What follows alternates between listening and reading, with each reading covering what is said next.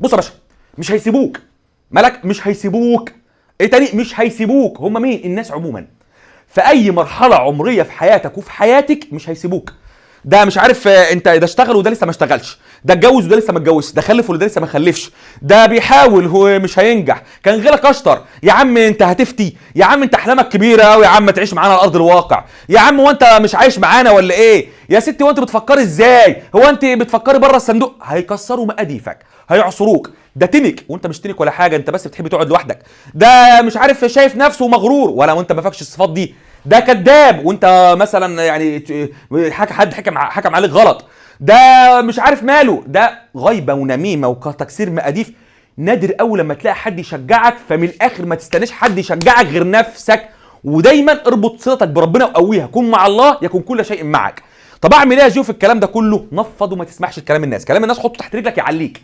كلام الناس تتشغل بيه وتشيله فوق راسك وفوق ظهرك يكسرك ويرجعك لورا ويوطيك. اوعى تنسى الكلام ده. وحط في دماغك حاجه اخيره، ان اي حد ناجح في اي حته في الدنيا ما بيسمعش كلام الناس، لان اكيد في كلام كتير على كل اي حد ناجح. كل الناس ناجحين يكسر ويرجع لورا ويكسر مقاديف وكلام كتير مش في الشخص اصلا نفسه. ركز مع الله يبارك لك. ولكن هو مستعين بالله عز وجل، شايف طريقه فبينجح اكتر واكتر واكتر. بعد كده اللي كانوا بينتقدوه بيرجعوا يسقفوا له في الاخر. وافتكر حاجه، ان كل الناس مثلا ما امنتش بربنا سبحانه وتعالى، والله المثل الاعلى. في ناس لسه بتعبد البقر وبتعبد اللي مش عارف الحجر وبتعبد الاصنام، حاجات غريبه.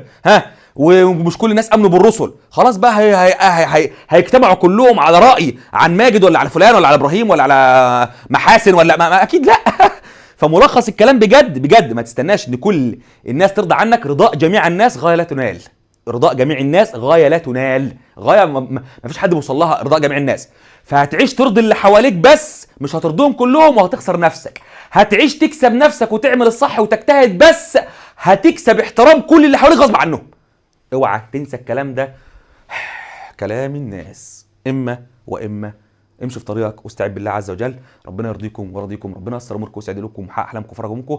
امين يا رب العالمين. اوعى تنسى اخر لحظه، عافر حلمك يستاهل، عافر فرحه اهلك تستاهل. ازاي انجح؟ ازاي اتفوق؟ ازاي احقق انجازات عظيمه؟ ازاي ابقى شخص مؤثر؟ ازاي ابقى شخصيه صالحه ومصلحه؟ او ازاي ادخل الكليه اللي انا عايزها؟ او ازاي اتفوق في المجال اللي انا نفسي فيه؟ فاحيانا نفسك يا صديقي بترد عليك في هذه التساؤلات وتقنعك ان الطريق صعب، الطريق طويل، الطريق محتاج مجهود، محتاج نفس، محتاج منافسه، وهي ما عندهاش القدره على المنافسه ووجع القلب. فساعتها بتبدا تقنعك بفكره الهروب. اهرب من الطريق اللي فيه مجهود، اهرب من الطريق اللي فيه بذل، اهرب من الطريق اللي فيه تعب، اهرب من الطريق اللي فيه تضحيه، اهرب على قد ما تقدر. وتقنعك برضو انك تدور على طريق تاني تحقق منه نجاحات سريعه حتى لو وهميه. المهم ان هي تحسسك ان انت ناجح. ما تخافش، احنا ناجحين، حتى لو النجاح ده ملوش قيمه، او حتى لو النجاح ده بيقلل من كرامتك او من شخصيتك، او حتى لو النجاح ده صديقي عند الله لا يساوي شيئا.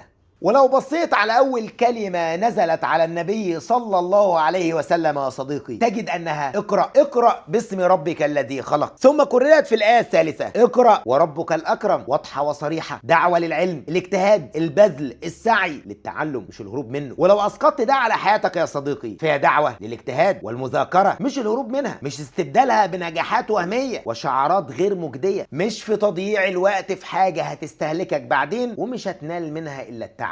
طيب وهو اللي اتعلموا واجتهدوا يعني يا استاذنا اخدوا ايه؟ في الحقيقه يا صديقي كل اللي اتعلموا واجتهدوا واستحضروا النيه في ده كويس جدا فازوا، سواء فازوا في الدنيا او هيفوزوا يوم القيامه. كده كده هم هيفوزوا حتى لو المكسب ده اتاخر شويه، او حتى لو هم اجتهدوا في اتجاه وفازوا وكسبوا في اتجاه تاني، زي الفوز اللي حصل عليه الحسن بن الهيثم. هو اجتهد في مجال ما وفقش فيه، بس ربنا من عليه بتوفيق في مجال اخر. كده كده من اجتهد وفق ولا بد. مش مهم المكافاه دي تحصل دلوقتي، مش مهم المكافأة دي تيجي في نفس الطريق اللي انا اجتهدت فيه. ممكن المكافأة تحصل بعدين، ممكن المكافأة دي تبقى في طريق تاني، ممكن انا ابذل جهد في اتجاه وربنا يكرمني ويوسع عليا ويوفقني في اتجاه تاني خالص. المهم يا صديقي ان كده كده هتكافئ على تعبك.